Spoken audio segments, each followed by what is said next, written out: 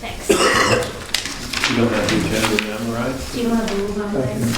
start with No. We have an extra minute. Yeah, It's a scary thing. that's a scary thing. this souvenir. All right. Although. I'm gonna leave at 6:15. Spectacles. Our rules. I didn't even say, hey, I'll meet you. I was like, you just show up and I'll just leave. Yes, on quest. Yeah, that was basically it. Yeah, Still a scary. still, at least someone reported, and this reporting included criminal flu as well. It's a 2%, and regular flu is a 0.02%, or 0.01%. So it's like, okay. Yeah. This includes the one virus. Coronavirus. Mm. Wash your hands. Stay away from it. For some people, you know, that's what they say came from a snake or a bat or whatever. There's some animal, I don't know, that they eat.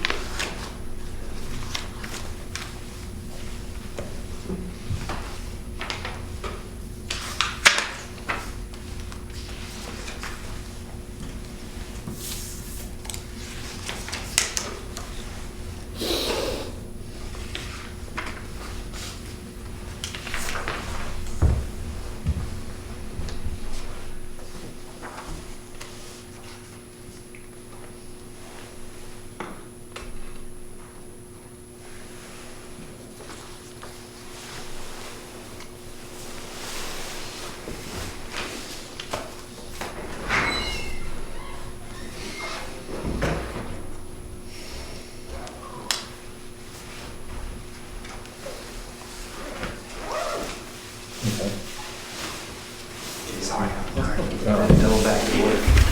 We all just. Basically roll there. I'm just wearing my legs and they keep them. And I forgot about them. It's like, if I run the shop down, I'm in trouble. I'm a CC first, man. I used to have one of those issues. We don't go over the minutes? Yes. Great. Just started. What, no, recharge. No, work. Work at Oh, yeah. No, he's retired. It was a That's big, about heavy it. chain. Yeah, It was a ball at the end. Tried it out. Hmm? You're living it. Yeah, no, that's great. Been there, done that.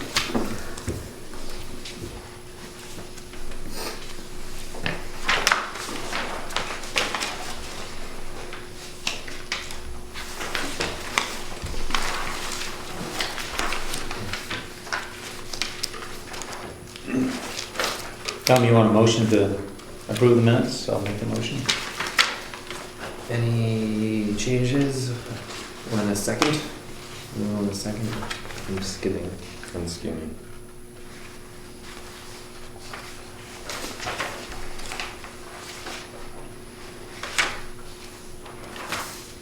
Okay.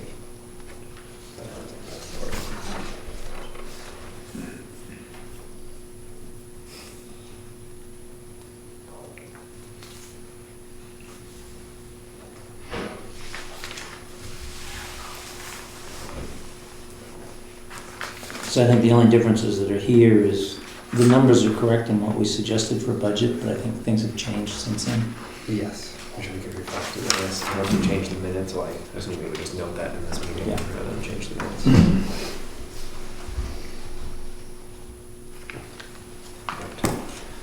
Anytime someone wants to second it. Oh, sorry. Yeah. Alright, all in favor of accepting as they're written? Great. Alright, they are accepted as written. I will change the one spelling mistake that I noticed. Just add a K to that K. Alright, well, let's start off with the carbon cashback fee warrant article. I know you want to point out that you wanted to use the word fee and not tax and everything we're I talking about. did want to speak to a couple things in the minutes. I don't know if Sure. I'm permitted, when you were accepting the minutes, whether I can offer changes or not. Do you Or think just- there are things that are inaccurate from the statement or just, Unfortunately, I don't, there may be things I said Yeah. not the way I thought I said it, and so that may be what came out here, but I just wanted an opportunity to speak to a few things that I think need to be Yeah, definitely. I think that'd be great. spoken differently. Yeah. Susan took the minutes from the. You can clarify at this time, but you can't change the minutes of what you said Right. the last time. The first thing, I guess the main thing would be the heading. I don't know if you always have a heading for each section, but this pointed to see it said carbon tax petition, because I don't think I used the word tax. And that's an important difference. So I would have, if what I'm doing tonight, maybe the heading could say warrant article to support action on climate change to be presented to the Conservation Commission and townspeople. Basically, a tax is money that's collected by the government to use, to put in its coffers and use as it sees fit. A fee is a designated amount of money that goes into a dedicated trust fund that can be used only for a specific purpose. Okay, I've written down, I guess it's in the second paragraph, where it says the state would put a fee on the producers of carbon based on the tonnage that they put into the air, large or small industry, individuals with cars, etc. The fee would be charged only to producers of fossil-based fuels, so oil, gas, coal, electricity that's coming into the state from out of state, but certainly not on individual cars. Individual cars owners would notice that their gasoline prices were going up. So indirectly, they would be paying more money because of the fee that's being charged to the oil producers. But that's where the free market and supply and demand would come in and make the adjustments. Also, where it says these fees would offset the rising cost of fuel, etc., as large industrial producers will face larger carbon fees. Again, not industrial producers, but carbon producers. Industries would be paying more for the fuel and so forth that they used. And further on it says, Bruce continues by giving examples of families in New Hampshire and the amount of carbon cashback compared to increased costs. I guess I just would add that I think I didn't last time, that about 60% of households would either break even or actually come out ahead in the amount of money, increased money that they were paying out each year or each month compared to the rebate that they would be getting. That's where the cashback part of it comes in. So, and then further, okay, down in the questions. One of them says, how much do you expect the tax to be incurred at the pump?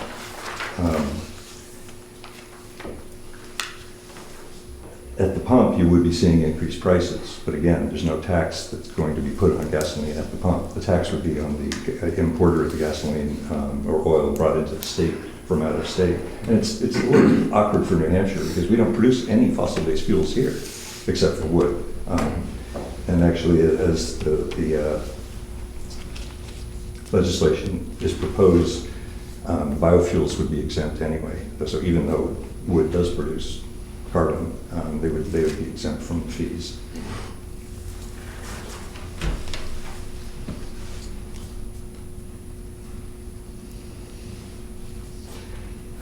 Okay, and again, a little further down, it's up to the companies to set the costs. Again, it's by companies, that would be the oil companies perhaps, but not individual companies within the state. So it would be the producers of the carbon fuels.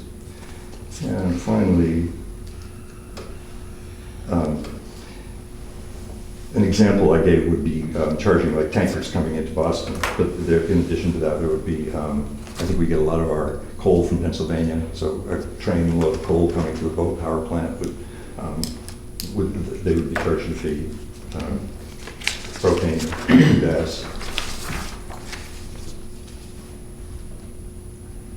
And finally, toward the end, I said New Hampshire's not going to sign on to this until at least 2 bordering states adopt it as well. That's not really clear. I think some of they're playing around with the idea, and maybe it is, I think, at least 2 other New England states. We're just so small that alone New Hampshire's not going to have any effect, but if you get at least 3 New England states doing it, it would have a little more impact.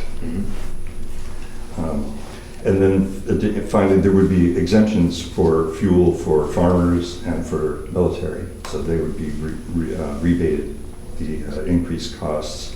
And there would also be border adjustments. So fees would be returned basically to people who are exporting products from this country. And fees would be charged on importers to basically to protect American industries. So that's the minutes, and I wondered if I could just have a few minutes to just better explain a little bit more than I did last time. Yeah, sure, great. Okay, so through the warrant article, the citizens of Jackson are asking the state and federal elected officials to put a fee on carbon and rebate all money collected back to the households. So why a warrant article? Well, the climate emergency is old news. Our government's response has been completely inadequate for up to now, and it's time for citizens to demand action. The warrant article does not obligate the town to make any immediate changes or to spend any money. Up to 75 New Hampshire towns are now considering this same warrant article, and the more towns that pass the article, the louder the message will be. So scientists tell us that we're warming the planet. We need to stop before hitting catastrophic tipping points. Basically, we need to keep fossil fuels in the ground. And some of the ready solutions there are solar, wind, hydro, energy storage, more energy efficiency. Economists also are weighing in on it, and the thousands of economists agree that carbon fee and dividend program is the best. And basically, New Hampshire calls it carbon cashback. The federal one is called the carbon fee and dividend. They're exactly the same thing. It will reduce carbon pollution by 33% in 10 years. It's the most cost-effective way to reduce carbon pollution by creating incentives to use less fossil fuels and more renewable energy, increase efficiency, develop new clean energy technologies by unleashing American innovation. And other benefits would be growing the economy by creating estimated 2.1 million net new jobs in 10 years and saving a lot of lives, saving up to 90,000 premature deaths due to reduced pollution. So the fee is assessed on fossil fuel producers for each ton of carbon pollution that their product will produce. It will protect American businesses by using, I mentioned that, the border adjustment for imports and exports. They'll be assessed a fee on imported fuels and products that don't pay for their carbon pollution and rebate the fees paid by American exporters to keep them competitive in foreign markets. This creates incentives for businesses to invest in innovative, clean solutions. And it is not a tax, as the government keeps none of the money. So, dividend, all the fees will be put into a trust fund for rebate to households. Each legal U.S. resident 18 years or older will get their share of the fees returned. Lower income households are likely to benefit more, and basically the money can be spent any way you want it. It's a check that will be given monthly. And anyone can benefit from it, because the more you can reduce your carbon footprint, the bigger your net benefit will be. So, why are we supporting this? This lets the market determine which non-polluting energy source to use. Bipartisan support includes 3,600 or more U.S. economists, all 4 previous Federal Reserve chairmen, 27 Nobel laureate economists, James Baker and George Shultz, Republican icons, and 77 U.S. House members have now signed on to the federal bill, including just last week, Congresswoman Annie Kuster from the other New Hampshire district. So it will lead to a transition to a clean energy economy without hurting the most vulnerable people, and the majority of households will get a net benefit. So finally, In summary, scientists tell us that we're experiencing a climate emergency. We're warming the planet and need to stop burning fossil fuels. We have solutions. Economists agree that carbon fee and dividend will help solve the problem while enhancing the economy. And we want our legislators to act decisively and act now. If we, the longer we put it off, the more difficult it will be, and the higher the fee. If we ever do finally start charging for carbon, the higher that fee will be. And as long as carbon pollution is invisible and free, which at the moment it is, there's no way to, nobody is making an effort to stop it. One final footnote, if the money that has gone into the Iraq War had been put into alternative energy and conservation, we'd be at our recommended levels right now, which we're nowhere near. Great, thank you. Thanks, Bruce. And I have, I told you last time I gave some papers to, I don't know if anybody wants, there's one that I didn't give you, if anybody wants to know. Are those on the New Hampshire bill or are those on the federal bill? These are again are on the federal bill. Yeah. The New Hampshire bill varies slightly. I think the New Hampshire bill would charge $20 per million pounds or whatever of carbon, and the federal one would start out at 15, and then they would go up by $10 a year. But the request is to support the state, but not the federal bill, or is it? No, it's only the state one because, yes, I mean, because the federal indirect- HR 763 exists right now, if I'm correct, as a House bill. in the House, yes. Yeah, So there's two bills. There's the New Hampshire bill is HB 735, yeah. which I don't have the wording to, but you could look it up. And the federal one is House Resolution 763. So that really leaves us with a question of whether we support both or just one. Or if we should be voting for it at all as a Conservation Commission, whether it's within our purview. Bill, I looked at, because I asked myself that same question, because there's mission creep and are we getting to where we shouldn't be? And, you know, what's on our website is, you know, the purpose of the Conservation Commission is to protect the town's natural resources, maintain and improve the environmental quality. By statute, the commission is responsible for the conservation of natural resources in the town of Jackson. The commission's duties include keeping an index on all open areas, including wetlands, and conducting research into possible uses or proposed uses of open spaces. And then it does go on to also outline our purview to look at dredge and fill permits and water quality monitoring and those types of things, and concludes with, you know, helping educate the public on environmental and conservation issues. And then I took that to the second step and just asked is, you know, are anthropogenically derived greenhouse gases that are driving climate change in part or in large part impacting the town's natural resources? You know, does this meet our criteria? And this is where it gets a little fuzzy, I think, for us, because for the most part, what's been written out for us to undertake is more site-specific kinds of management. And yet, when you take a step back and you look at the big picture, you know, stuff like greenhouse gas emissions is probably going to overwhelm a lot of our little side steps, including like a forestry management plan. Exactly. You know, if we start to see a lot of, you know, continued invasion of invasive pest species and those types of things that are driven by this. So we're kind of in a no man's land, at least in my mind. The same thing as we spend a lot of time on the Wildcat River, and yet at the same time we know that the frequency of flooding and high water events is going to continue to increase based on the best science that's out there. So we kind of, you know, where do we take a step between the narrow site-specific stuff we've done, like revegetation, restoration, versus some of these other impacts that are probably having a larger impact as we move forward. And so that's how I looked at the question. I'm not answering it, but I'm just simply saying that's how I looked at the question. Yeah. I don't know, I heard protect natural resources. Yeah. So for me, I'd see that this would be an attempt to protect natural resources.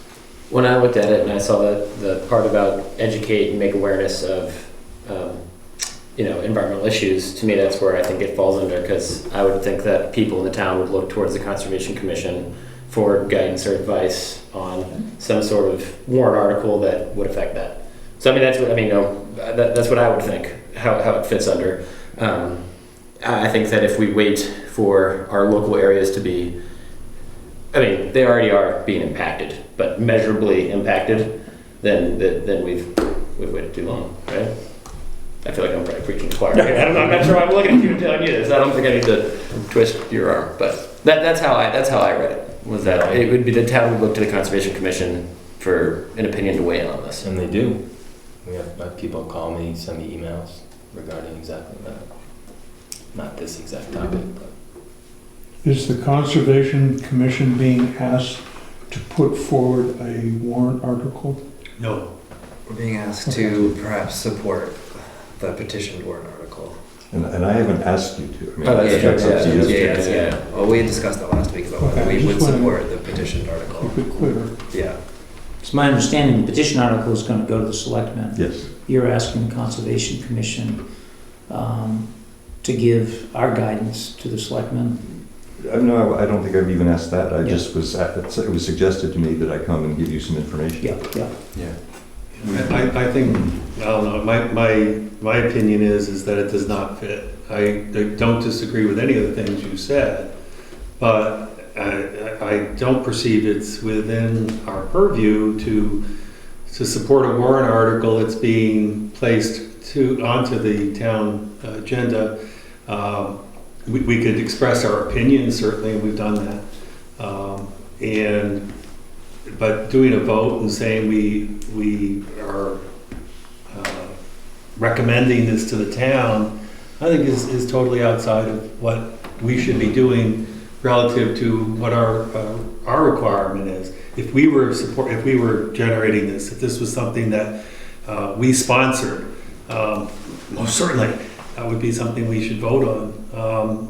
But simply to have a vote and say, yeah, we are all for this, I think that'd be a matter of just simply the collective personal opinions, not necessarily that of a governing body of some kind. So Because it really has no place. It has no place in what we do as a body that recommends. Did we? I forget. Was it 2 years ago with the solar panel warrant article? I forget if we weighed in on that one or not. Which is we like, did. I think we did. I think we supported it, right? Didn't we vote on it and support it? I thought we did. Sure we did. Yeah, I can't remember now. which is definitely a specific, like a very I wasn't low, on. a local implementation of a similar subject. I think it was already, wasn't it already enacted and it was up to the town specifically to enact it? In We're each waiting town? for our town to In each town? enact that. So Some it's not- towns yeah. had, we adjust, the town of Jackson adjusted to make it fit the Jackson, how we wanted it, then it voted for it. So it's a little different. Hmm. But maybe this is something we recommend to the select board. I don't understand what the difference is between if we sponsored it or if we support it. What do you mean by sponsor? Well, if you're sponsoring it, 100% of the requirement of vote. But here, this is not clear. This is an effort that's being sponsored by residents of Jackson. I think it's important that it comes to us for review and consideration, and also if we can get our minutes out and help you with whatever it is you're trying to do to get people informed and educated on things. But similarly, we have other folks come in and talk to us about parks, and they do it for informational purposes. Groundwater, they come to ask for informational purposes, but it doesn't generate a vote. It doesn't say yay or nay. And because generally as a conservation commission, we should be supportive of every kind of initiative, to your point, your respective points. And we should be looking to be very much supportive of any effort to try to improve the environment. That goes without saying, I think. That's what, I think you just read that, as we're required to do. It doesn't mean we always did it, but. Well, Dick, is this something that the selectmen would basically, when they have the warrant article, would it say, selectmen, support this Yes. article? So there will be something on there. Support or not support. Well, Yeah. it's already petitioned. Yes. Do the selectmen offer an opinion on every warrant article? Yes. Okay. Let me make a proposal here that, because I agree, we are kind of wishy-washy territory, and yet at the same time, there's no question that many of the resources that we're being asked to manage, we put wood chips down, and because we get a lot more flooding out there, we lose our wood chips for every effort we put into. That we, just as a conservation commission, pass a resolution to the selectmen that the Conservation Commission is in favor of efforts to reduce the impacts of greenhouse gas emissions, because it does affect the town's natural resources. And then really it's up to the selectmen and the citizens in town to determine whether they believe that, and if so, which mechanisms, as opposed to us picking the mechanism here. So you're just saying more broadly, say that we support controlling carbon. Yeah. Because there are two pieces of, there's the state legislation and there's the Right. federal. The state one is probably doomed already, I think, as most of us know, because the governor is going to veto it. And trying to implement it at the state level is going to be extremely complicated, to say the least. The federal one, who knows what Congress is going to look after the next election. Right. But there is a bipartisan, for something like this to really work, it's probably going to have to work at the national level and not the state level. That's my own opinion. But Did you hear the exchange? They did the exchange did a program on this, and they kind of said almost the same, very similar things. So, Around there, part of it. just to clarify that we know of, there's never been an instance where the Conservation Commission has weighed in on something like this, voted to recommend a warrant article. I'm sure. That's not what I'm sure we have. yeah, Yeah, I think most of them have been more local specific rather than kind of the, we as the town. But not something more general like this. that's why I was proposing that we would just pass a resolution to the selectmen that, the Conservation Commission strongly encourages the selectmen and the townspeople to address efforts to reduce greenhouse gas emissions. Yeah. Because it does affect the town's natural resources, and will continue to. Yeah, I like the idea of something broad like that that's not specific. Because this isn't the only time we're going to see something like this. Great. So is that an official motion? Would you like to make that? That's, yeah. All right. Anyone to I'll second second that? that. I'll second that too. All right. Anyone in favor of that? We got 6. I abstain. All right. I'm going to abstain. I talk to myself enough. I'm to talk to myself. All right. And Susan will get that in 3 minutes. Thank you for coming. Okay. You're welcome. Thanks, Bruce. Thanks for your effort. And they did do a thing on the exchange with Laura Knoy on carbon cashback, and it was really interesting. They had When was that? it was last week sometime maybe. Oh, okay. It was on energy was the hour program, and they probably talked about it for like 10 minutes. The carbon cashback? Yeah. Oh. Well, Yeah. no, it's, Yeah. yeah. Mm-hmm. This is somewhat related to climate change and carbon. Something else I've heard on NPR recently throughout New Hampshire is the idea of solar towns, and that's something in the future that I've kind of been thinking if that's something that Jackson would wait on the road What to is start to consider. What is that? You can band together as a town to begin producing, in this specific case, solar power, but basically you become a net producer as a town, so you don't have to go. It perhaps makes it easier for local individuals to put solar panels on their house. And I don't know the details of the program and where it's been implemented throughout the state, but I think the town could basically encourage solar panels throughout the town. And I don't know any of the details whatsoever, but that could be an example, maybe a more specific, something that an action the town could take. So maybe things like that would be something the commission could look into to recommend. and pursue if others are interested. But be a little more specific, but to the town, but it's again a broad issue rather than the literal lands and waters in the town. But that river's still there, and it's going to get rained on more, and it's going to flood more. All right, on to Prospect Farm. I have a really minor thing for Prospect Farm where I'll love this. All right, Minor. super minor. I guess I'm going Well, to. not super minor, but not minor. Do the important stuff first. Way less important than this stuff. I'll start from the top and kind of correct me if I go astray at all. But from what I heard from the town office, the warrant article has been taken out of consideration for this year for those proposed rules for Prospect Farm. But I think we still have lots of questions out there regarding Prospect Farm, and I think we would like to perhaps lead that conversation or definitely be part of it, particularly because it's what we've been talking about as well.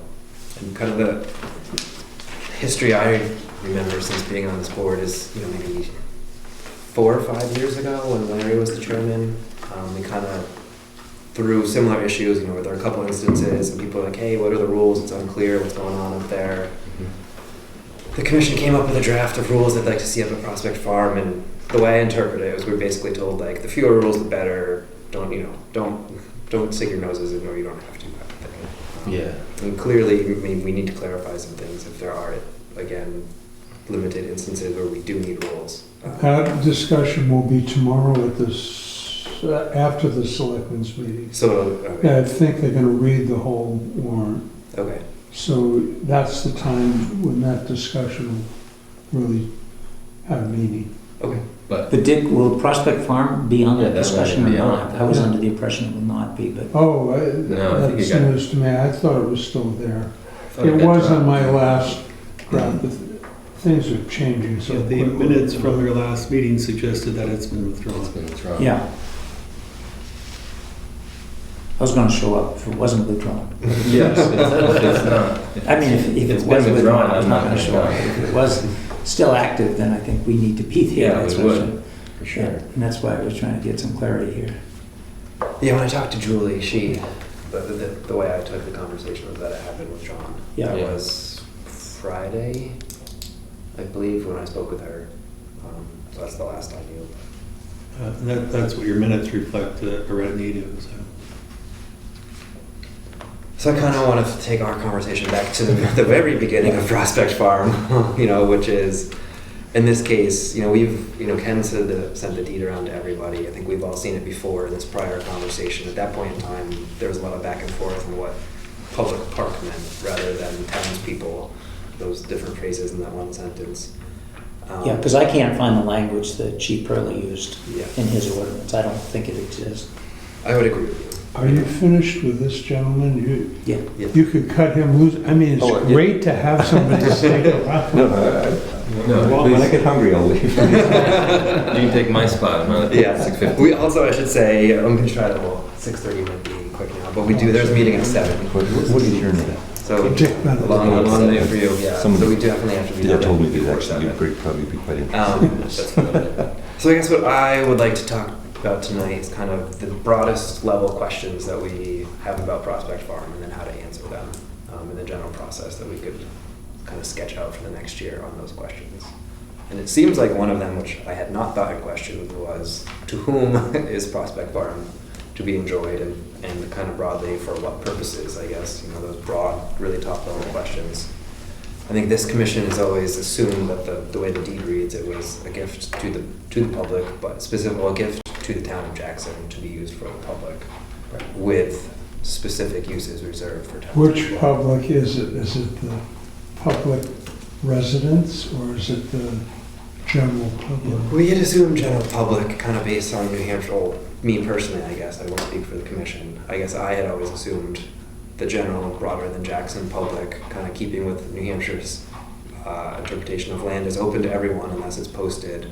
And specifically with this land, I know the hiking trails existed up there well before the land was given to the town.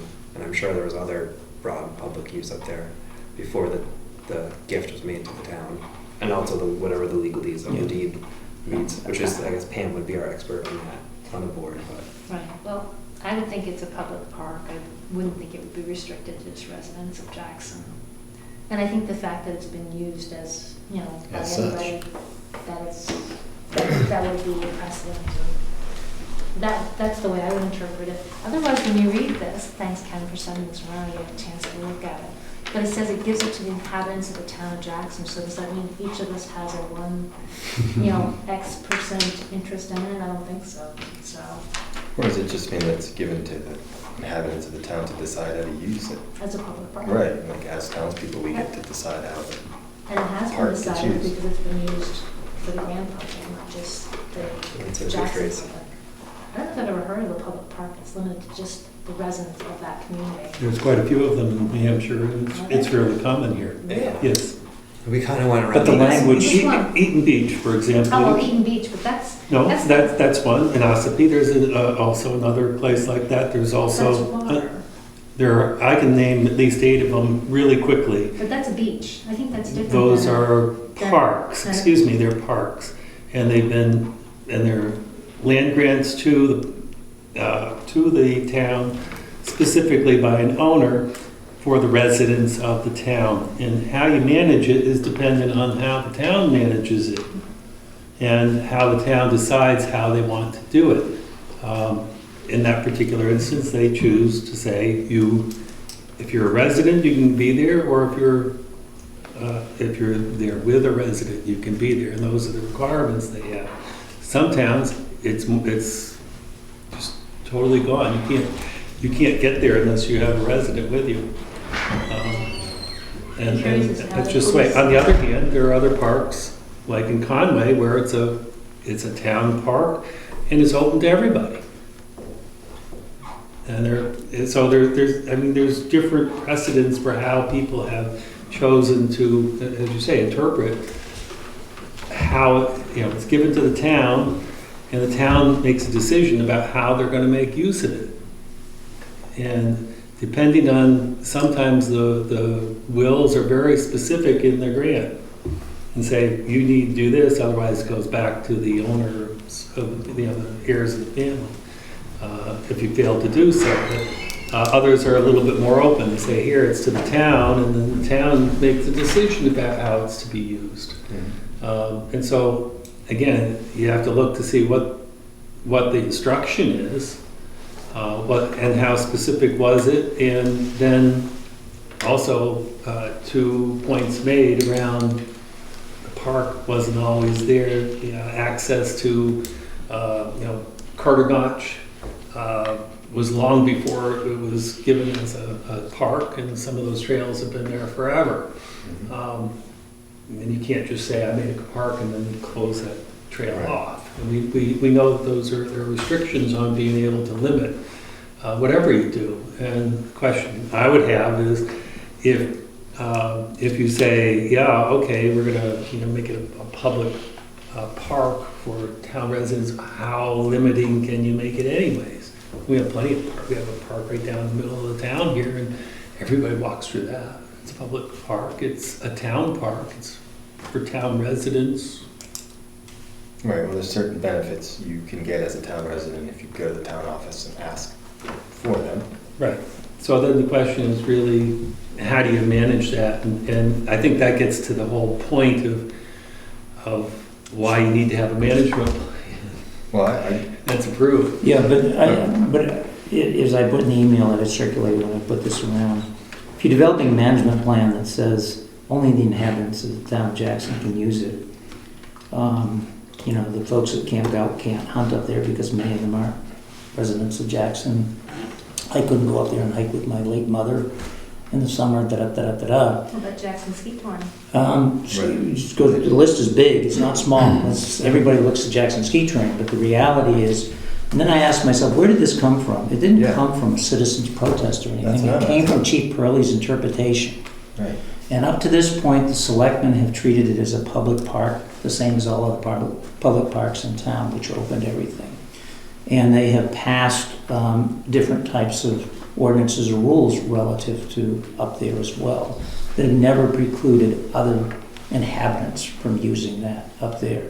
So we're really down to a question of, are we comfortable continuing the way it is and just assuming that Chief Pearlie's interpretation was wrong?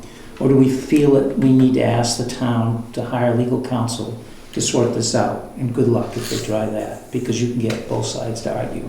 But we've never had a citizen, to my understanding, come forth and ask for this. This just happened to be Chief Pearlie's interpretation. It's the first time that it ever came up. It's not an issue that was brought forth by citizens. Actually, it was not his interpretation.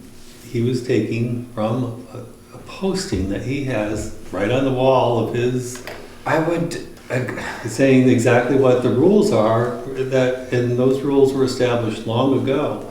And they were established based on what he is entitled to do in terms of being able to enforce that any violations. So that if someone is coming from out of town and they're creating a problem, he has the ability to say, I can ask you to leave because you're not a town resident, as a for example.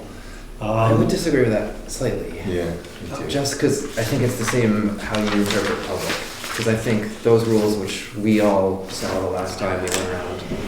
I'm missing a good one. The last time Prospect Farm came up in a big way, it was. I do it. The last time those specific rules came up that had been posted in the chief's office before he was the chief, those are kind of what we started, well, were part of the conversation the last time around. No part of that conversation was about the bigger public versus the small public. It was about, would we restrict uses even further to the general public, and we reserve different rights to the townspeople. So I do feel like it's a new interpretation, although that it's the town public versus the broader public. Although The only rule I know is that snow machines were for town or yes, I don't even think, no, I think they banned four-wheelers and that kind of machine. I think snow machines were allowed for town residents. They were originally banned, and then there was a second vote that came in the town. It did what you're saying, that's correct, yeah. They voted them in for town residents. But as far as, I'd say hunters, I believe that you have to be a town resident to hunt up there. Yeah, no, you don't have to be. Or to hike. Yeah. Not that I know of. The only other town resident thing that I know of is that town residents could get the key to the gate. I know I've read that somewhere. If you were a town resident, you get the key to the gate. If you needed to. If you needed to. Get up there, That's the only thing I've ever read that had town. Well, there's actually one other as well, and that's with the Jackson Ski. Years ago, Dexter Harding, who was a teacher at the school, was very active with the kids to go camping up there. And they looked at the cellar holes, and he really engaged them in the whole process. I mean, they literally dug a latrine. This is it, kids were camping out, and here's where you poop, and this is how it goes. But I haven't seen that recently. They haven't gone up there in a number of years. Yeah, I would agree that list, I mean, in the way we've always discussed it, like that list was the special privileges allotted to residents, and to me it's a new interpretation that kind of the preamble to these special privileges of residents could also be interpreted to therefore restrict all uses to non-residents, period. But that's where the key to the gate came, so you could, Yes. get So things like the food key, and that list tents and where the stuff up there. special And then the privileges. agreement with the Jackson Ski Touring Foundation, because normally to ski on Jackson's groom trails, because they gotta pay the expense, you have to have a pass to do it. But citizens of the town of Jackson can ski within the Prospect Farm Trail system. All they have to do is go down and get the special Jackson Pass, and they can ski on those, but not the Forest Service part, because Jackson Ski Touring Foundation has to pay a special use permit for all uses on forest parts. So if somebody does not want to belong to Jackson and they want to ski up there for free, they can get a free pass that will allow them to ski out a miniature part of the Quail Trail and up on the Orchard Trail, which are normally groomed for free. And they can go the short distance out to Boggy Brook till they hit the barrier, and then they're on Forest Service land, which then is under the jurisdiction of the special use permit. Right. Between Jackson Ski Touring. And exactly to the point, we're saying that we agree with limiting to Jackson residents only, and then it's general public whenever we choose it to be, that makes little sense to me.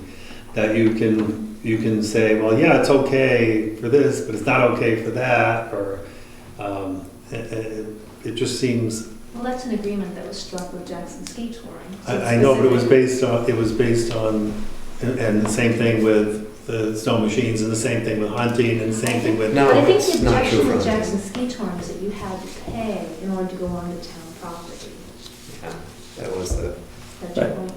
yes. And I mean, I don't know the last 5-year negotiations exactly, but it seemed to be heading towards being contentious last time around, where essentially, like, to my understanding, the town was kind of saying, like, we don't want to pay to go on our own land, and ski touring kind of said, great, you don't want to teach your kids to ski, thank you very much, you know. It's no different on the town park down here. You know, one of the ski clubs here wants to do a special event, they've got to go through and get a special permit to do something that's special that really is going to exclude the rest of the public during that period of time. There's a rich history of that happening on town land. Yeah, I'm somewhat playing devil's advocate here, but the point really is that if you have a set of rules, and your rules are not well-defined, or undefinable, based on just some knowledgeable people here sitting in the room going, oh, that's not right, oh, well, maybe, you know, oh, yeah, we agreed to something, this and that, and we do something one way, do some things another way, and we do them by custom or because someone decided some time ago that that was okay without really paying any attention to what the original requirements were, which seems to be a fairly common thing here, which, you know, if you want something to happen, just ignore what you don't like. And do what you want to do anyway, and then it's precedent after 6 or 7 years.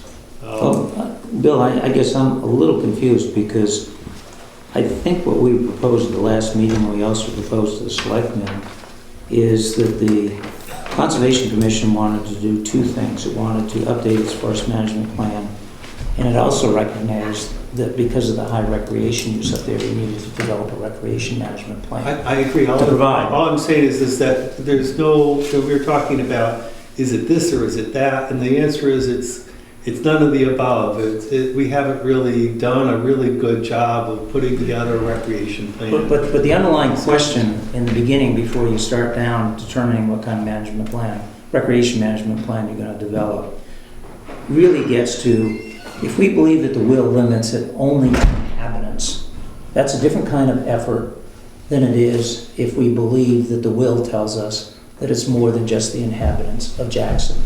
And the question in front of this board is, are we asking the selectmen to take this to a lawyer and determine it, or are we comfortable moving ahead believing what the public is and then developing the management plan to sort out these issues?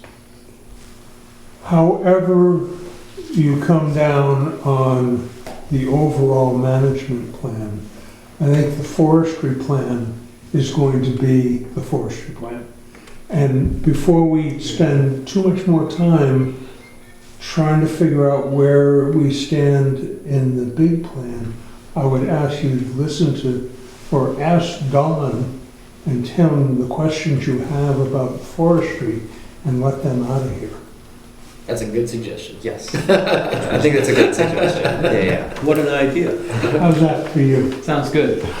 I guess I want to put that in a little bit in perspective, in that to a certain degree, we would like to update the forestry plan. However, we would like the forestry plan to be in the context of a broader management plan. Because there is nothing They are not independent. that says, basically, here is the mission statement of how we're going to approach this land. So that's, When we wrote the first forest management plan in 2003, what we did was a consensus goals and objectives yeah. that everyone on the Conservation Commission and others put together, and we just melded it down and said, okay, here they are. And they became the guiding force in the forest management plan.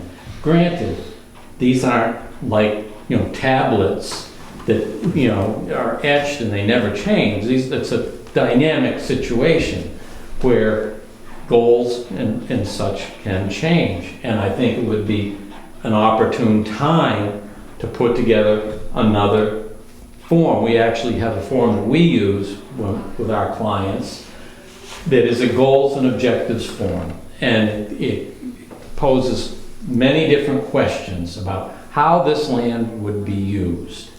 And from that, then we have a way of looking at the forest when we're out there, checking the conditions and such, so that we can put together recommendations to keep the forest healthy, to make it a more enjoyable place for the people that use it, in this case, the people of Jackson and others. And so generally a forest management plan is good for anywhere from 15 to 20 years out. And we're right now at 17 years out. It really, and we've done quite a bit of work up there on Prospect Farm, and it is time to update goals and objectives and the conditions out there. What effect have we had with the implementations of different practices that we've done up there? What kind of conditions have we got? Very curious as to regeneration. We did about 20 patch cuts up in there. Love to see how they've regenerated. Are the wildlife using it? Are there good wildlife species in there? Are we getting good timber species back in there? Do we have good crop trees? Do we need to do crop tree release on a pre-commercial basis? Do we have any other issues? Do we have erosion issues? There were some fairly steep roads that we stabilized in there. How are the main roads doing? How is the forest doing in general? You know, it's a windy place. Are we getting more wind throw than we had from before? So there's a lot of things that we would look at, and obviously we need, you know, the guidance from the town. And I think that this goals and objectives form consensus type of situation that we did before is a really good way to go, and because it is dynamic. We did start this process about 3 years ago, and we were having trouble with communication, and it didn't gel. We were going to work on this update, and we were also going to produce a map for you that could be downloaded by people as a PDF with name changes on there so that there isn't confusion on the trail names and such, which, you know, I can totally get it, how that can happen. And even when you do have everything spelled out, there are those who are still going to get lost. But, you know, they just don't know how to read a map. But nonetheless, put that aside, we would still like to do this work for the town, and I wanted to take this time to say I'm in the process of retiring from forest land improvement.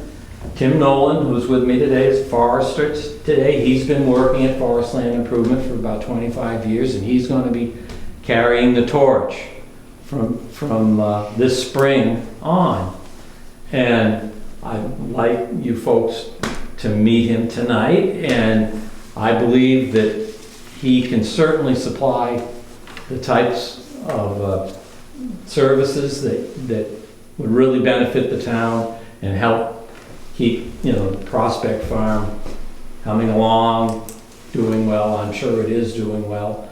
But the management plan is dated, and it really does need updates, because a lot of the recommendations in there have been implemented, and we need to, you know, get another handle on the conditions there, because just like my forestry business, it's continuity. Tim's the continuity. The management plan needs its successor for continuity, and that's how you end up in a good place over time. And so, you know, that's my brief presentation, but that's, you know, my small part of it, how I see it, you know, is how we like to approach this. Dick, I just have one question, and I don't disagree about the need to update the plan. Is it the town's policy normally to just do a contract to a single individual if put these out to bid?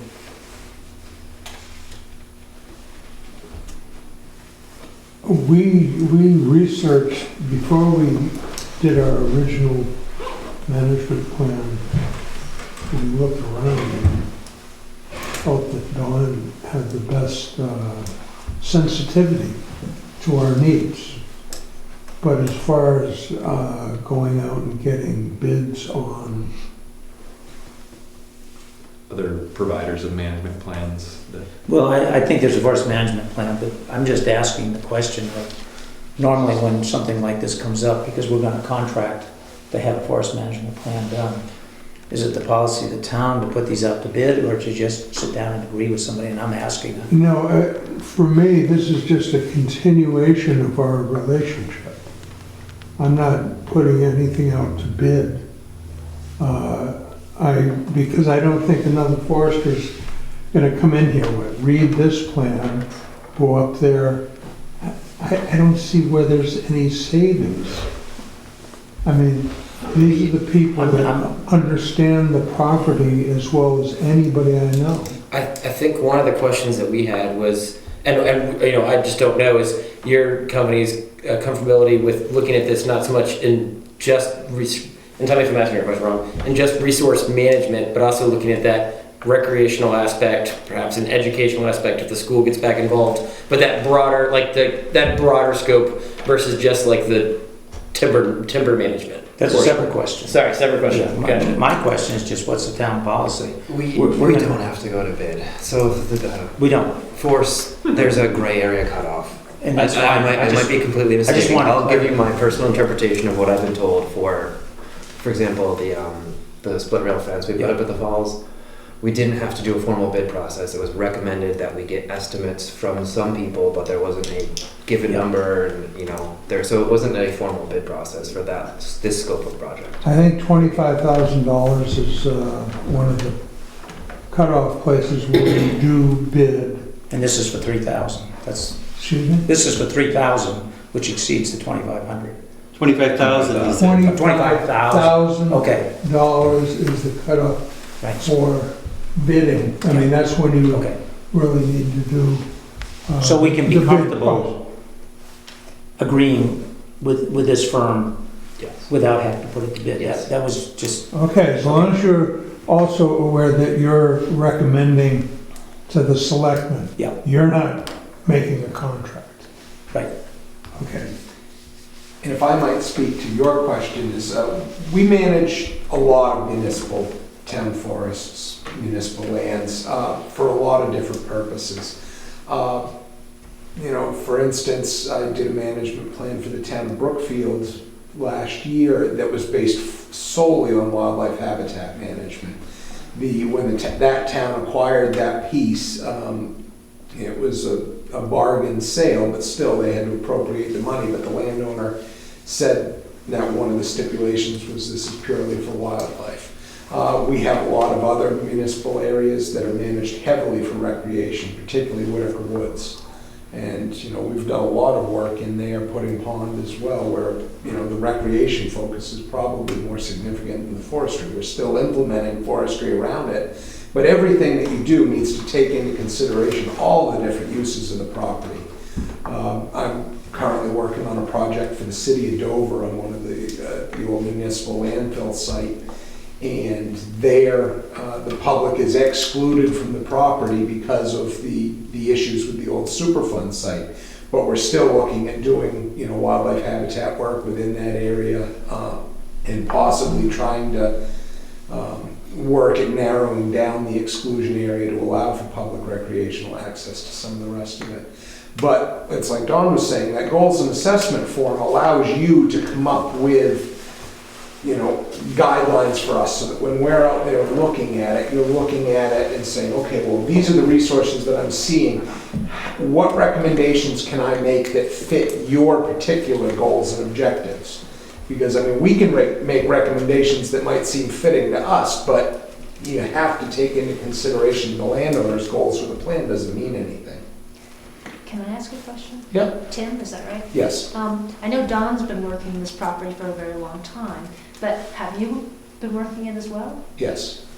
He's just been the contact for the town, but I've, helped with the projects that we've implemented up here and familiar with the project. The kiosk map there, I made that. But yes, I'm familiar with it as well. Not as familiar as he, but certainly familiar, more familiar than most. This is a specific question that we would get to later, but I was just interested when the original plan, did you look at the National Forest Management Plan for land around it? I've always wondered this, because I know the National Forest has their management plan for. It's the same question I was going to We're just right in the middle of it. Right there, I wrote that same question down. Have not looked at their plan prior to this or before or after or since. Yeah. But have worked with them a lot. As a matter of fact, part of the early implementation was Forest Service establishing access up into there. And I worked with their engineers and such, and there was a lot of talk back and forth about how these roads would be built, what will they be used for, where will landings be, how can that help us as well. Yeah. And I'm in and out of the Kancamagus Highway office quite often, and know those guys pretty well. And their management plan, I have a feeling, would probably be beyond me because of the scope of what they have to deal with. And it's a whole different, probably breed of cat compared to what we're dealing with here. No, I only partly agree with you. And I think that is where, I think your report list is 450 acres, and I believe the will says it's donating 500 acres, but I suspect your acreage is probably better than the will's. But if we have wildlife objectives, et cetera, on such a small parcel, and the adjacent stuff is being managed in a different way, then there's no holistic approach to this. We're just trying to pretend we're doing a lot of wildlife stuff on a parcel that's too small relative to what's happening with your neighbors. Now, if your neighbors were private timber companies or private landowners, it would be a slightly different ballgame because they decide this today and they decide that tomorrow. But the Forest Service has a pretty long range. I would hope that whatever management we're doing here is not only just tied into where the roads are going to be and the landings are going to be, but also what's the context. If you're managing for deer, we've got a little tiny spruce fir forest up here and they've got a giant one over here. Does that really make sense on this 450, or does it not? It does make sense. It does, and that's why I think it has to at least look at the surrounding, not all management units across the... Well, you don't have any control over what the National Forest is going to do. And so you may totally disagree with what they're doing, which I do quite frequently. And so I think the town needs to do what it needs to do independent of what the National Forest is going to do. Well, They're so driven by finances that I don't think it's applicable to what we're gonna try. but if to you're doing do. a lot of cuts, for example, All right, for grouse or something like that, and they're doing giant cuts right next to you, that may not be a priority for us because you've already gotten what you need. That's the kind of thing I'm looking at.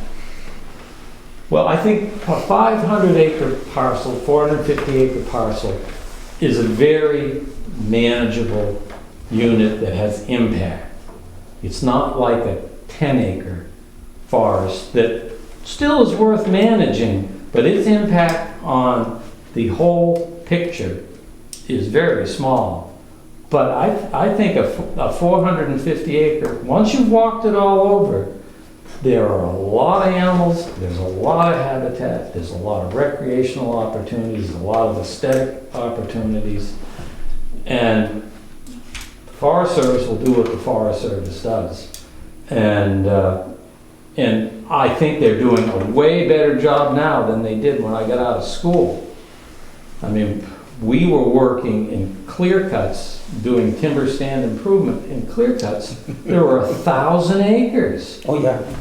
It's No, not, I mean, and they could do that again I'm not sure someday. we're totally in disagreement here, but I do think that the forest management plan has to take a look and be semi-coordinated with what the Forest Service is doing in the adjacent parcels. No doubt about it. And that's all I'm suggesting, because we're doing it with the mechanics of the roads and that stuff. Well, we get the impact study so we can have our impact, or, have some say, or at least an idea of what's going on with them. That's, As these, what? I was. Oh, I thought you I'm were sorry. trying to No. inject something No. there.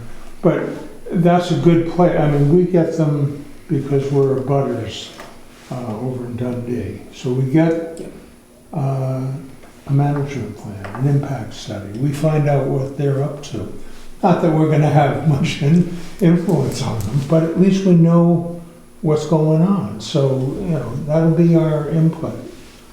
Well, I think that was Ken's point, That was not my so point much in the to beginning. influence what they do on their land, Yeah. but to make sure that we're not taking a step that's not gonna fit in with the bigger picture of something else is happening. As I said, my angle on it was just that, and this is totally from Dr. Klein, from where I'm taking this, but that the Forest Service in this area at least tends to skew a little too much to early successional.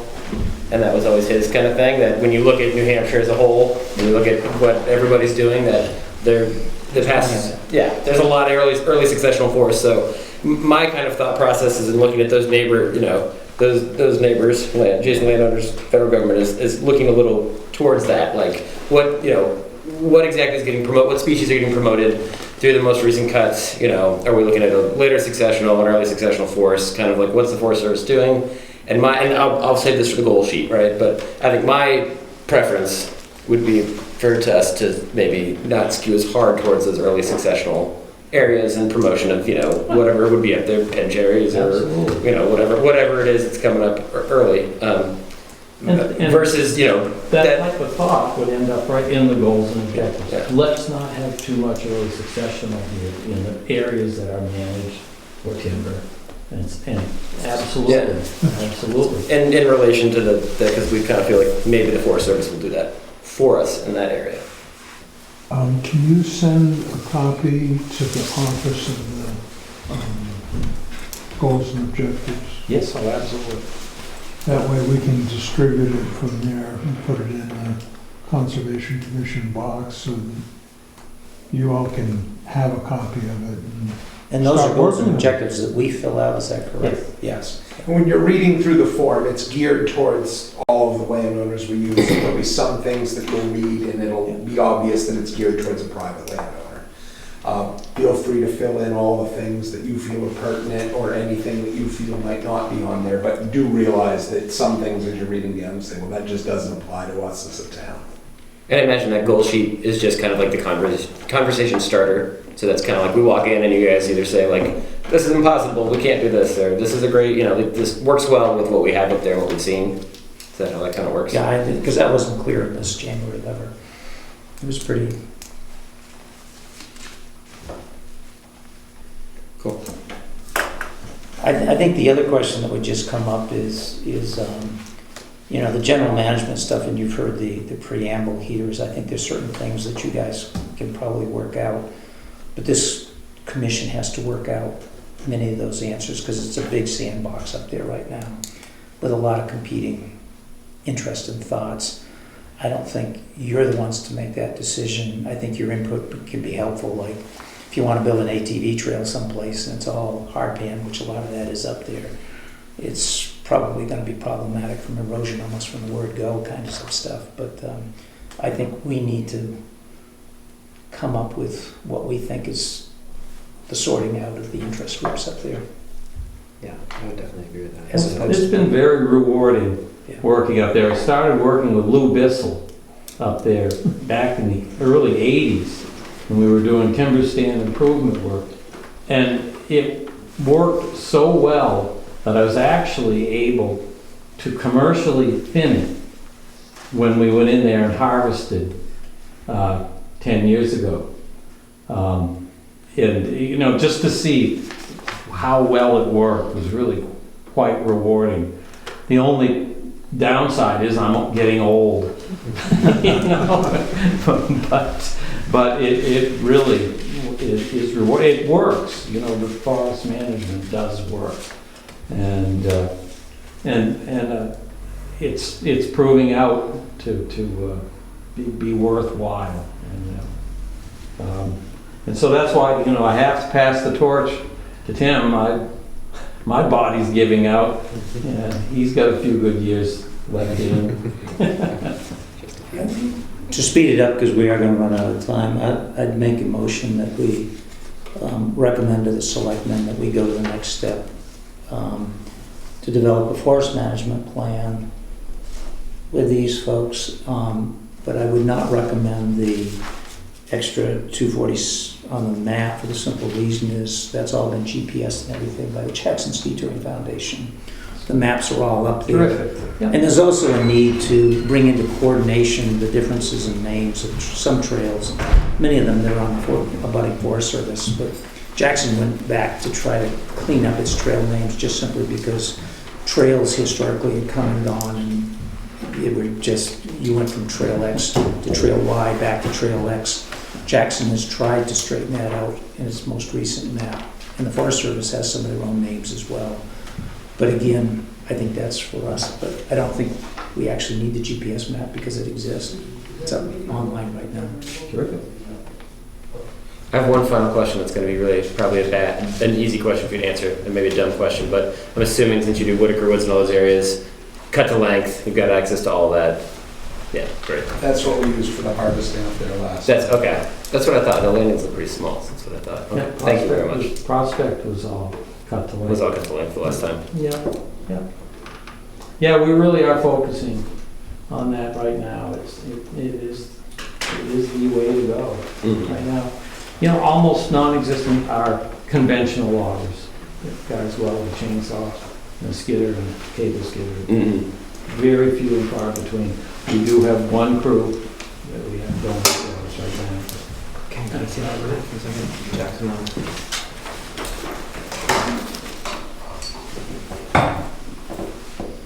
It's actually no different from this one, except the names. Oh, it doesn't have Is it the Marsh Brooks Hetman Trail? Is that the confusion? Can you forward an motion, is that correct? I did. I second that motion. I would like to make a comment first. I think, Comments? I guess I would like to revisit the map at a later date, if that's possible. I haven't looked at this closely. Until we develop a recreation plan. I think the intent behind that was to provide an all-seasons, general-purpose map for the visitor that included the cross-country trails, which run on the logging roads, and the hiking trails, and the snowshoe trails, et cetera, and try to provide universal names, irrespective of season. So I guess I would want to take a look at this and just to make sure it kind of hit the criteria we have been talking about, so that if some leaf peeper is just printing on a map online and they want to get to Hall's Ledge, that our objective is that they can go print the map offline or use their phone, get to Hall's Ledge. You know, that level of map is kind of what the commission has been looking for to produce. And that one didn't, you know, for example, the Hall's Ledge trail wasn't well marked on that. So, you know, so I guess that's my way of saying I'm comfortable with that motion for now, but I would like to revisit the map at a later date, potentially to see if this is. I think we can dip into our budget for 246 if we have to, once that time comes. So I'll go with the second. Okay, I'm seconding the motion that it Moved and seconded. that holds the map out, which is what he motioned. Yes. Yeah. So I second that. All right, great. So we've got a second on updating the forestry plan with making it a management plan as well, or focusing on that, saving them. We're not asking them to do the recreation management plan, we're asking them to do Just the the forest forestry. management plan, correct? That's great. Understanding that there's going to be Some overlap. overlap. That's right. Okay. All in favor? All right. All right. So but the intent is to, at some point, look at doing a separate recreation management plan that might cover some of the things that have come up in the recent warrant article ordinance proposals, and is that the idea? Yes. Yes. further conversation. Great, all right, well, we better, Any other questions for Don or Tim? not for now, it's very nice to meet you. I'm glad you guys came. Sorry, Thank good. you, It's- thank you for your time, appreciate It's it. great that you're here. Thanks for being here. And hopefully we can all walk out there sometime too. That's the fun part about the whole thing. Yeah, that would be great. Then we did that at one point, I thought, years ago maybe. I don't know. That'd be fun. Any motions to adjourn? Motion to adjourn. Seconds. I have Oh, sorry, sir. new business or however it fits in.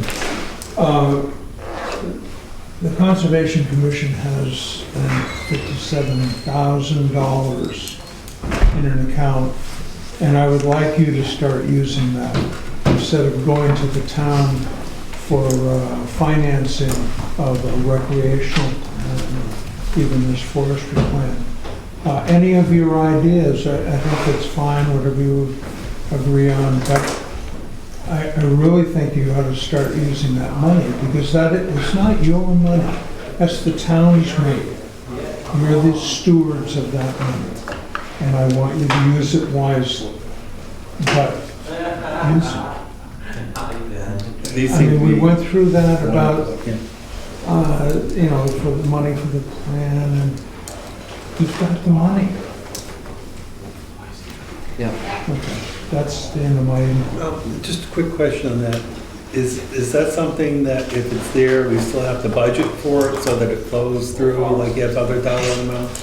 I'm not sure what the avenue of access is to that money. I don't think it has to be raised by a town meeting in order for you to use it. I think it's there, but I will check on that tomorrow Can you morning. verify that so we make sure we Yeah, well, do the mechanics we're of right it? to that Yeah. point. That would be very helpful to know what restrictions. Yes, of course it would be. Because otherwise we could be spending and people say, no, you can't, because of restrictions X, Y, Z. I understand. So it'd be good, yeah. We'll be happy to spend. And then for our party. Okay. Now, I'll make a motion to adjourn. 30 seconds. All in favor? Thank you for coming. Do you have 10 seconds or something? Yep. This is